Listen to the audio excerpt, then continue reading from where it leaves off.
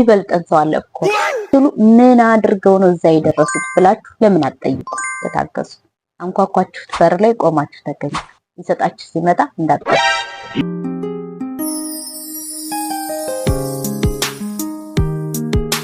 አህለን ቤተሰብ እንዴት ናችሁ? ራሳችሁን ከሰው ጋር አታወዳድሩ። በዚህ ዘመን በጣም እየፈተነን ያለ ነገር ቢኖር ራሳችንን ከሰው ጋር ማወዳደር። ምክንያቱም የምናየው ነገር ሶሻል ሚዲያ ነው ደግሞ ለዚህ ትልቁን አስተዋጽኦ የሚያደርገው ማለት ነው። እናያለን ሰዎች እንደተሳካላቸው እናያለን። ገና በወጣት እድሜያቸው ብዙ ነገር እንዳደረጉ እኛ የምንፈልገውን ህይወት ኦልሬዲ እየኖረ ያለው ሰው አለ። ብንፈልግም ባንፈልግም ራሳችንን ከሰው ጋር ማወዳደራችን ያለ ነው ከምናየው ነገር አንፃር። ስፔሻሊ ደግሞ እዚህ ሀገር ያለን ሰዎች እኛ አምናም አንድ አይነት ነገር ነው የምንሰራው። የዛሬ 2 ዓመትም እንደዛ ነበር፣ ዘንድሮም እንደዛ ነው። በህይወታችን ላይ እንለፋለን፣ ምንም ለውጥ የለም። ግን በቃ ኢትዮጵያ ውስጥ ስናይ ደግሞ ገና በወጣት እድሜያቸው መኪና ይዘው የራሳቸው ቤት ኖሯቸው፣ ሴትም ደግሞ ወልዳ ትዳር ይዛ ምናምን ህይወቷ ተስተካክሎ ከፋሚሊ ጋር ሆና ላይክ ትራብር ስታደርግ እናያለን። ከሚያምር መኪና ስትወጣ እናያለን። አምሮባታል፣ ዘንጣለች፣ ማን ሄሩ ምኑ በቃ ገባችሁ አይደለ? እኛ ግን እየለፋን ነው። በህይወታችን ላይ ለውጥ የለም። ወደንም ጠላንም ብቻ ከሰው ጋር እናወዳድራለን ህይወታችንን። ይሄ ደግሞ ደስታችን ይነቅጠናል። ገባችሁ? በጣም በቃ ደስተኛ እንዳንሆን ዲፕሬሽን ውስጥ የሚከተን ነገር ቢኖር ራሳችንን ከሰው ጋር ማወዳደር ነው። መተው መቻል አለብን። ራሳችንን ከሰው ጋር የምናወዳደር ከሆነ መቼም ቢሆን ደስተኛ መሆን አንችልም። ያለንን ነገር ደግሞ ማየት አንችልም። ባይዘው አንችልም። በቃ ሁልጊዜ የጎደለን ነገር እንዳለ ይሄ ራስ ማወዳደር ክፋቱ ደግሞ መቼም አንረካም። ምክንያቱም በዓለም ላይ የሚበልጠን ሰው አለ። ኦፍኮርስ ገባችሁ አይደለ? ከኔ የተሻሉ ሰዎች ከኔ የሚበልጡኝ በገንዘብ ይሁን በምን አሉ። እነሱን የማይ ከሆነ እኔ ደስተኛ ልሆን አልችልም። እኔ ጋር ያለው ነገር ትንሽ እንደሆነ ስለማስብ ማመን ያለብን ነገር ኦፍኮርስ የሚበልጠን ሰው አለ። በቃ ህይወት እኮ እንደዛ ባትሆን እንደውም ደስ አትልም።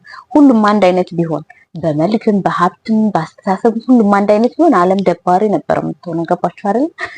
ውብ የሚያደርጋትም ያ ነው እና የሚበልጠን ሰው አለ።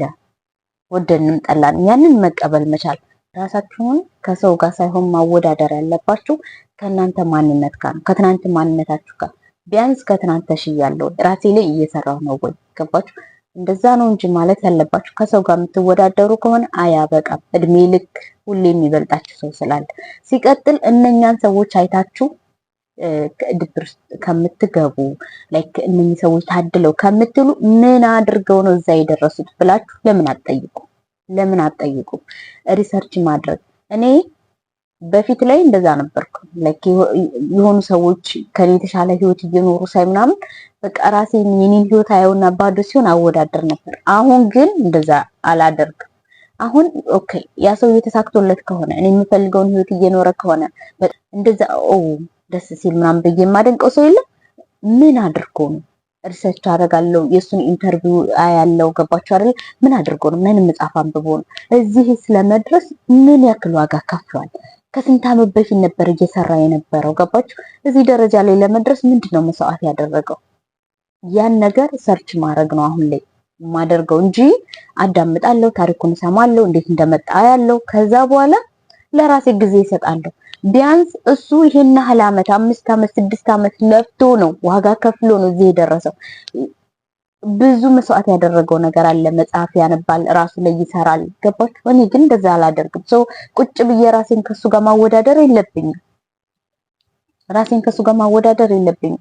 ሲቀጥል እኛ ዛሬ የተሳካላቸው ሰዎች ማለት ነው እነሱ በወጣትነታቸው በጣም ይሰሩ ነበር። እኛ ቁጭ ብለን ስክሮል በምናረግበት ሰዓት ከጓደኞቻችን ጋር የማይረባ ነገር በምናወራበት ሰዓት ገባችሁ? ስለ ህይወት ምንም በማናስብበት ሰዓት እነኛ ሰዎች ግን ብቻቸውን እየለፉ ነበር። የልፋታቸው ውጤት ነው ጋይስ። ሰዎች አሁን ያሉበት ህይወት ማለት ነው የከፈሉለት ዋጋ አለ። አሁን እንደዚህ ሶሻል ሚዲያ ላይ የምታዋቸው ሰዎች ላይፋቸው ተስተካክሉ ከሚያምር መኪና ሲወጡ ምናምን ያንን ነገር እንዴት እንዳገኙት ብታውቁ አትፈልጉትም። መንገዱን አትሄዱትም። በእርግጠኝነት እነኛ ሰዎች ስለሆኑ ያንን በዛ መንገድ ላይ ያለፉት። ገባችሁ አይደል? በዛ መንገድ ላይ ያለፉት እነኛ ሰዎች ስለሆኑ እኛ ቆም ብለን የተሳካለትን ሰው ያመረበትን ሰው ስናይ ራሳችንን ቶሎ ከሱ ጋር ከማወዳደር ይልቅ ኦኬ ምን አድርጎ ነው ይሄ ሰው እዛ የደረሰው ብለን መጠየቅ መቻል። ለምን ያክል ጊዜ ፈጀበት? ጊዜም በጣም ወሳኝ ነው። ምሳሌ ልስጣችሁ። አሁን እኔ ዩቲዩብ ጀምሬ እየሰራሁ ነው አይደለ? ከዛሬ 4 ዓመት እና ከዛሬ 5 ዓመት በፊት የጀመሩ ልጆች በጣም ብዙ ሰብስክራይብ አላቸው፣ ታዋቂ ናቸው፣ ተሰሚ ናቸው። ገባችሁ አይደለ? አሁን ገና አሁን ጀማሪ ዩቲዩበር አስቡት። ከነሱ ጋር ራሴን ሳወዳድር ቢያንስ እንኳን 4 ዓመት 5 ዓመት ለራሴ እድል ልሰጠው ይገባል፣ ጊዜ ልሰጠው ይገባል። ገና ስጀምር ከአሁን በፊት ከጀመሩት ልጆች ጋር መወዳደር የለብኝም። እሺ እኔ ዛሬ ነው የጀመርኩት፣ እነሱ ግን ከዛሬ 5 ዓመት በፊት ነው የጀመሩት። ልዩነት አለን፣ 5 ዓመት ልዩነት አለን። ከነሱ ጋር ማወዳደር የለብኝም። ራሴ 5 ዓመት ሰጥቼው የዛኔ ካልደረስኩ ሜቢ ምን ሆነሽ ነው ልል እችላለሁ። ምን ጊዜም ቢሆን እነኛ ሰዎች የራሳቸውን ስራ የሰሩ ሰዎች የተሳካላቸው ሰዎች ጊዜ ይፈጅቶባቸዋል እዛ ላይ ለመድረስ። እኔ ራሴን እንኳን ማወዳደር ካለብኝ የነሱን ያክል ጊዜ ለራሴ ልሰጠው ይገባል፣ ለራሴ እድል ልሰጠው ይገባል እንጂ እኔ ዛሬ ጀምሬ ከአሁን በፊት የጀመረ ሰው ላይ 5 ዓመት 6 ዓመት የሚበልጥ ሰው ላይ የሚወዳደር ከሆነ የጤነኛ ማለት አይደለም። ሲቀጥል ለሁሉም ጊዜ አለው። ገባችሁ? ሁሉም ነገር የሚሆነው በጊዜው። የእናንተም ጊዜ አላችሁ። የእናንተ ህልም የሚሳካበት ተስፋ እስካልቆረጣችሁ ድረስ ባላማችሁ እስከጸናችሁ ድረስ የእናንተ ጊዜ አለው። የእናንተም ጊዜ ይመጣል። ያችን ጊዜ ግን የምታገኟት ታግሳችሁ እዛ ነገር ላይ ጸንታችሁ ተቆያችሁ ያችን ጊዜ ታገኟታላችሁ። ስለዚህ ራሳችሁን ከሰው ጋር ከማወዳደር ይልቅ ከራሳችሁ ጋር ከትናንት ማንነታችሁ ጋር ከትናንት ምን ያክል ዛሬ ተሽያለሁ፣ ዛሬ ምን ያክል ሰርቻለሁ፣ ዛሬ ምን ያክል መጽሐፍ አንብቤያለሁ፣ ዛሬ ምን ያክል ስፖርት ሰርቻለሁ፣ ዛሬ ምን ያክል ጸሎት አድርጌያለሁ። ገባች? ከራሳችሁ ጋር መወዳደር። እመኑኝ ትኩረታችሁ ራሳችሁ ላይ ሲሆን መለወጥ እንዴት ከባድ እንደሆነ ትረዳላችሁ። የእውነት እኔ በዚህ ላይ ሰዎችን ሁሉ መቀየር ነው ነበር የማስበው። በቃ ሰው ሁሉ ቢቀየር ምናምን ነበር የምለውና ራሴን መቀየር ላይ ራሴ ላይ ስሰራ ራስን መቀየር ምን ያክል ከባድ እንደሆነ ስረዳ ምን ያክል ሞኝ ነኝ። ሰዎችን ለመቀየር የተነሳውታል። ከባድ ነው ራስ ላይ መስራት፣ ራስን መቀየር በጣም ከባድ ነው። ገባችሁ? እና ትኩረታችሁ ራሳችሁ ላይ ከትናንት ማንነታችሁ ጋር አወዳድሩ። ሲቀጥል ታገሱ። በቃ ለእናንተም ጊዜ አለው። ቢያንስ ለራሳችሁ ጊዜ ስጡ። አሁን ከሆነ የጀመራችሁት ቢያንስ 5 ዓመት 6 ዓመት ለራሳችሁ ጊዜ ስጡ። ከዛ በኋላ እንኳን ራሳችሁን ብትወቅሱ እኔ ምንም የለኝም ብትሉ እንኳን ቢያንስ ይሻላል። ሞክሩ። ቁጭ ብላችሁ ከተሳካለት ሰው ጋር ራሳችሁን አታወዳድሩ። እና ያ ሰውዬ ደግሞ እዛ ለመድረስ የከፈለው ዋጋ አለ። በህይወት ላይ ማወቅ ያለባችሁ ነገር ማለት ነው የሆነ አላማ የሆነ የምናሳካው ነገር ሲኖር ብዙ ዋጋ ያስከፍላል።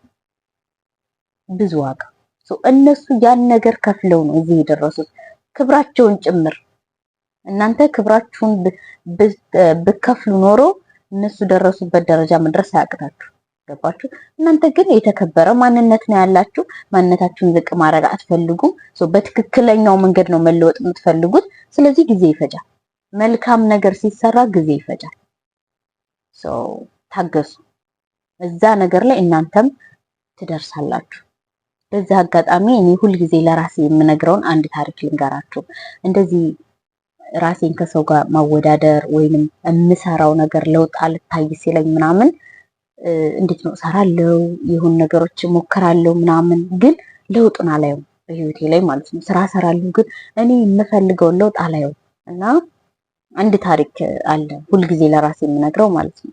የዱባ ፍሬ ማለት ነው። እና እሱ ተዘርቶ ወዲያው አያድግም፣ ዛፉ ማለት ነው አያድግም። 1 ዓመት 2 ዓመት 3 ዓመት 4 ዓመት ምንም ነው የማያድገው። ከመሬት እንኳን ትንሽ ከፍ አይልም። ገባችሁ አይደለ? እና 5ኛው ዓመት ላይም አያድግም። 6ኛው ዓመት ላይ ግን በጣም ተመዞ ይወጣል። ያ የዱባ ፍሬ 6 ዓመት ሙሉ የቆየው ስር እየዘረጋ ነበር። ይሄንን ግዙፍ የሆነውን ቁመቱን መሸከም እንዲችል ስር እየዘረጋ ነበር። 5 ዓመት ሙሉ በአንድ ቀን አይደለም ያደገው። ማንነቱን ይሄ ግዙፍ የሆነውን ማንነቱን መሸከም እንዲችል። ይሄ ታሪክ ለኔ ምንድነው ያስተማረኝ? ሃይሚ አሁን ላይ አንቺ መሰረት እየዘረጋሽ ነው። ነገ ተመዘሽ ስትወጪ መሸከም የሚችል ማንነት እየዘረጋሽ ነው። ታገሺ እላለሁ ሁሌ ለራሴ ማለት ነው። የሆነ ለውጥ ላይ ስል በህይወቴ ላይ ታገሽ። ነገ የሚመጣው ስኬትሽን መሸከም የምትችይበት ማንነትሽ እየተሰራ ነው። ማንነትሽ ተሰርቶ ሲያበቃ ፈጣሪ ያን ነገር ይሰጥሻል። ታገሺ፣ ፕሮሰስ ላይ ነሽ፣ ስር እየዘረጋሽ ነው። እዛ ላይ አተኩሪ። ሁሉም ነገር በጊዜ ይሆናል እያልኩ ለራሴ በዚህ ታሪክ አጽናናለሁ ራሴን፣ አበረታለሁ ራሴን። እናንተ ዛሬ ላይ መሰረት እየዘረጋችሁ ነገ ላይ ተመዛችሁ ስትወጡ የሚሸከማችሁ መሰረት ማንነት እየገነባችሁ ነው። ልክ ተሰርታችሁ ስታበቁ ያ የምታስቡት ህይወት የምታስቡት ስኬት ይሰጣችኋል። ብቻ እናንተ ታገሱ። አንኳኳችሁት በር ላይ ቆማችሁ ተገኙ። ይሰጣችሁ ሲመጣ እንዳጠፉ። እኔ ቻናል ላይ መቅረብ የሚፈልግ ሰው ታሪኩን ማካፈል የሚፈልግ ሰው አናግሩኝ። እንዲቀርብላችሁ የምትፈልጉትን ሰው ደግሞ ኮሜንት ላይ ጻፉልኝ። ያሉበት ድረስ ሄጄ አቀርብላችኋለሁ። በቀጣይ ቪዲዮ እስከምንገናኝ ድረስ ቸር ቆዩልኝ። ባይ